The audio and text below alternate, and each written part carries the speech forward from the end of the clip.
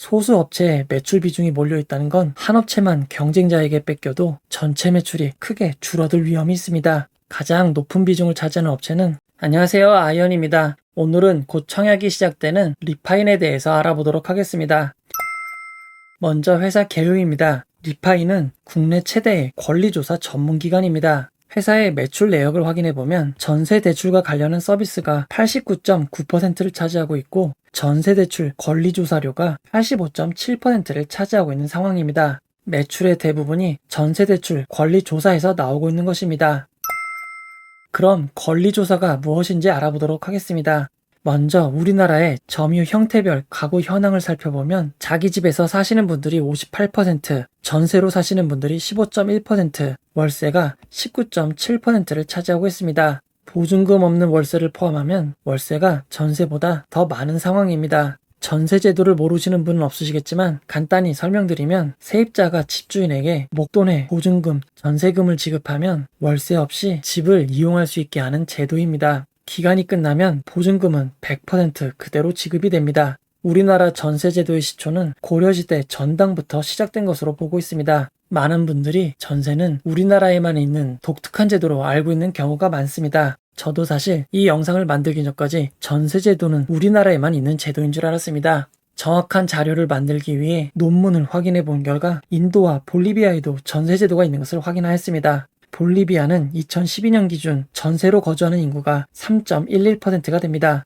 우리나라와 가장 다른 점은 전세가 비율이 25%에서 40%밖에 되지 않습니다. 매우 부러운 상황입니다. TMI는 여기서 마무리하고 권리조사에 대해서 알아보도록 하겠습니다. 권리조사는 금융기관이 대출 상품을 판매할 때 신용, 권리관계, 시세 등 문제가 없는지 판단하기 위한 조사를 권리조사라고 부르고 있습니다. 여러분이 부동산 거래나 임대차 계약을 할 때 등기부등본을 확인하는 것도 권리조사의 일부입니다. 등기부등본, 건축물 대장, 토지 대장 등을 확인하는 것은 권리조사의 가장 기본적인 단계입니다.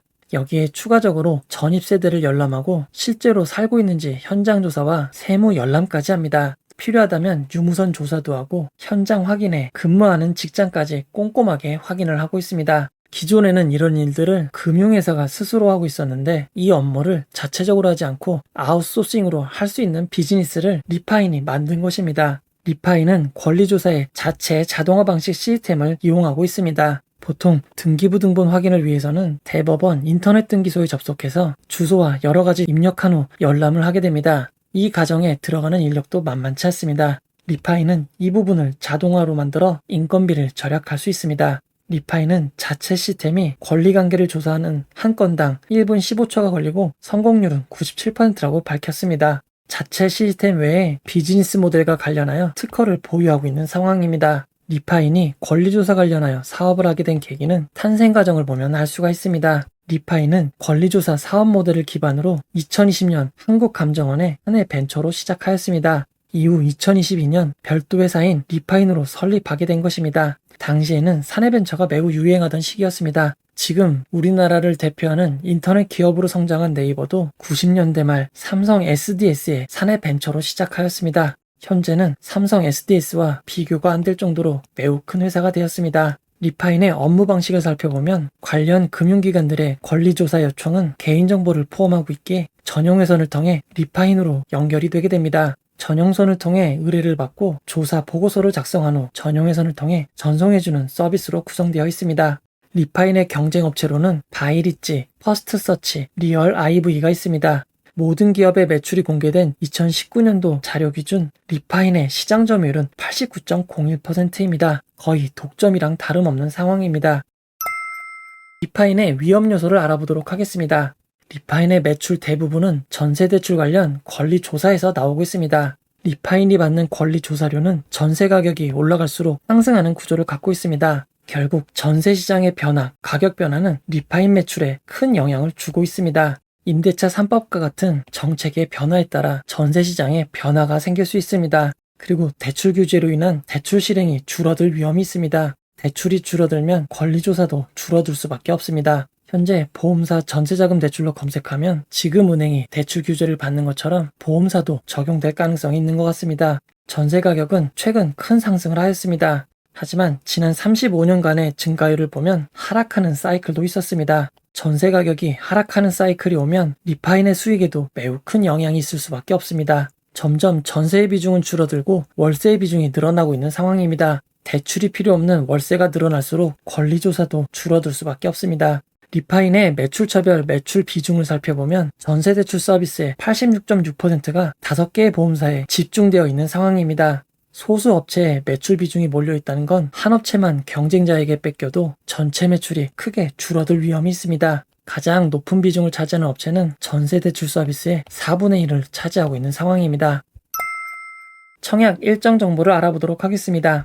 리파인의 수요 예측 결과는 10월 19일 화요일 날 발표됩니다. 이때 공모가가 확정됩니다. 청약은 10월 20일 수요일에 시작해서 10월 21일 목요일에 마무리가 됩니다. 환불은 주말을 포함한 4일 뒤인 10월 25일 월요일입니다. 리파인의 청약이 있는 주는 청약이 엇갈려서 진행이 되고 있습니다. 그에 따라 비례 청약을 하시는 분들은 GMBS 엔지니어링, 엠캠과 환불 일정이 엇갈리는 점 주의하시기 바랍니다. GMBS 엔지니어링의 청약한 증거금은 리파인의 청약이 끝난 10월 20일 금요일 환불이 되게 됩니다. 청약 기본 정보를 알아보도록 하겠습니다. 리파인의 희망 공모가액 밴드는 21,000원에서 24,000원입니다. 공모 규모는 우리사주조합에 5%가 배정되어 있고 일반 청약자에게 25%의 주식이 배정되어 있습니다. 공모가 상단 24,000원 기준 일반 청약자에게 배정된 금액은 260억 원입니다. 우리사주조합 실권 가능성을 알아보도록 하겠습니다. 우리사주조합에 배정된 금액은 52억 원입니다. 직원 수로 나눈 1인당 청약 규모는 2,510만원에서 3,056만원 사이입니다. 지금까지 아주스틸을 제외하고 해당 규모에서 실권이 발생한 적은 없었습니다. 리파인은 평균 급여가 아주스틸보다 높은 상황입니다. 실권이 발생해도 매우 소규모로 발생하거나 없을 가능성이 높습니다.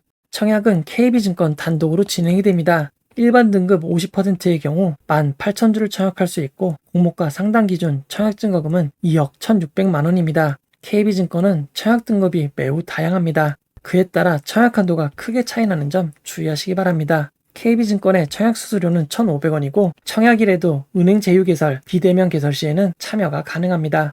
이번 청약의 최소 단위 청약은 10주이고 10주의 청약 증거금은 12만원입니다.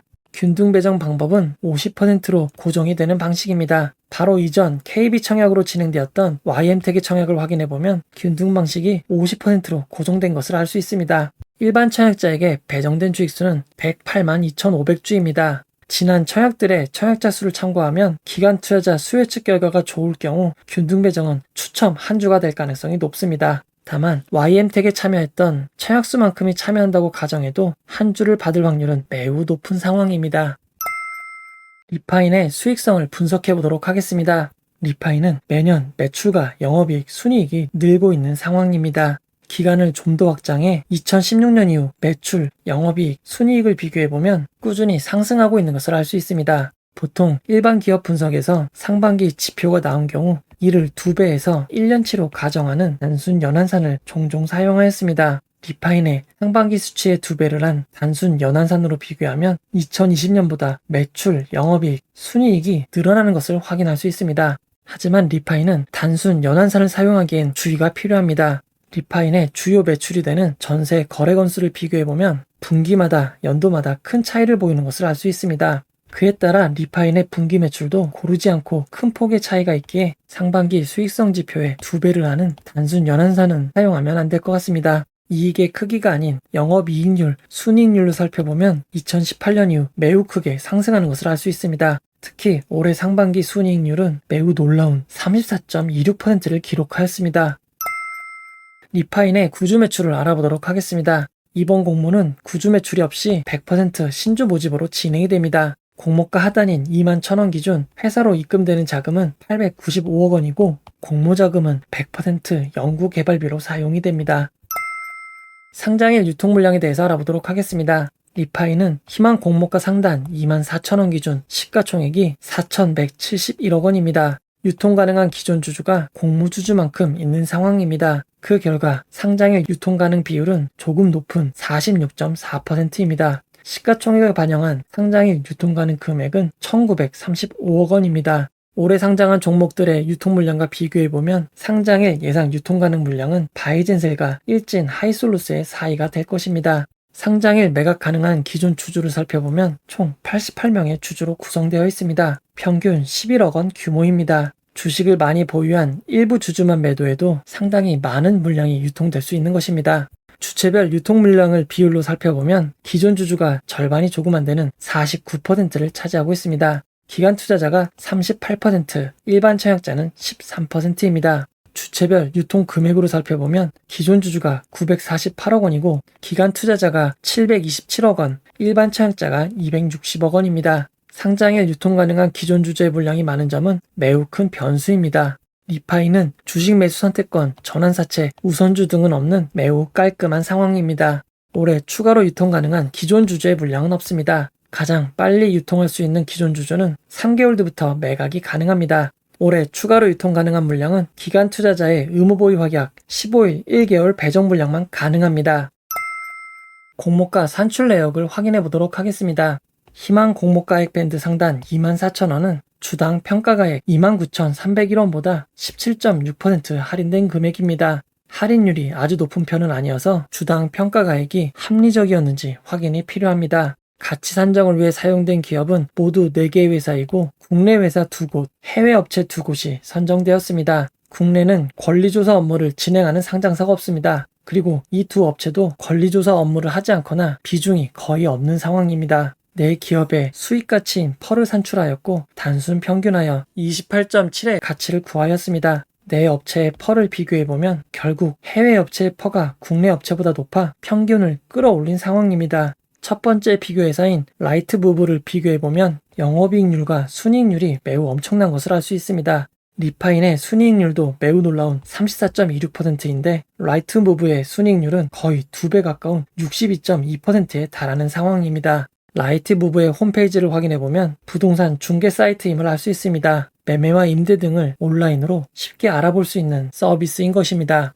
조금 외진 곳이긴 하지만 2억 4천만 원이면 영국에서 이런 집을 구할 수 있습니다. 라이트무브는 매우 큰 회사입니다. 우리나라의 코스피 200과 같은 영국의 FTSE 100에 속하는 100대 기업인 것입니다. 시가총액은 무려 9조 4천억 원입니다. 두 번째 비교 회사인 퍼플브릭스도 부동산 중개 사이트입니다. 라이트무브에 비하면 매출과 순이익이 매우 적어 시가총액도 매우 낮은 상황입니다. 결국 현재 상황은 영국 거래소에 상장된 부동산 거래 기업이 포함되어 펄을 끌어올린 상황인 것입니다. 적용 펄을 바탕으로 주당 평가가액 29,301원으로 결정되었습니다. 결국 희망 공모가액 상단이라고 해도 크게 할인되었다고 보긴 어려울 것 같습니다.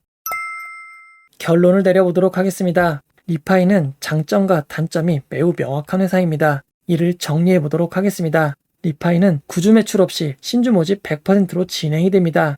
상반기 기준 영업이익률이 43.74%, 순이익률이 34.26%로 매우 수익성이 좋습니다. 권리조사 시장 90%에 가까운 점유율을 기록하고 있는 압도적인 1위 업체이고 차입금이 없는 안정된 상황입니다. 이런 점이 큰 장점으로 볼 수 있습니다. 다만 환불일이 주말을 포함하여 4일인 점, 기존 주주의 유통 가능한 물량이 있기에 상장일 유통 가능 금액이 1,900억 원 수준으로 다소 많을 수 있는 점은 부담입니다. 회사의 서비스 중 전세 대출 관련 매출이 89.9%를 차지하고 있습니다. 그에 따라 전세 관련 정책 변화나 가격 변화, 트렌드에 매우 민감한 상황이 되었습니다. 전세 관련 매출 86.6%가 5개의 보험사에서 나오고 있습니다. 특히 1개의 보험사가 4분의 1을 차지하고 있는 상황입니다. 서비스 모델상 해외 진출이 어렵습니다. 제도와 시스템이 모두 국내에 특화되어 있기에 해외 진출에는 많은 노력과 연구가 필요할 것입니다. 현재 전세 관련 대출과 전책 상황이 큰 단점이지만 기관 투자자들은 독점에 가까운 안정적인 사업을 하는 점과 높은 영업이익률을 좋게 볼 수도 있는 상황입니다. 기관 투자자 수요 측 결과가 나오면 빠르게 정리해서 안내해드리도록 하겠습니다. 이 영상은 후원회원 여러분들의 후원과 구독자 여러분들의 슈퍼땡스, 댓글을 통한 따뜻한 격려를 통해 제작되었습니다. 항상 고맙습니다. 이 영상은 투자 권유가 아니며 투자는 오롯이 투자자의 판단으로 이루어져야 합니다. 혹시 영상에 잘못된 점, 보충이 필요한 점은 채널의 커뮤니티 게시판이나 영상 고정 댓글로 안내해드리도록 하겠습니다. 이 영상을 봐주셔서 고맙습니다.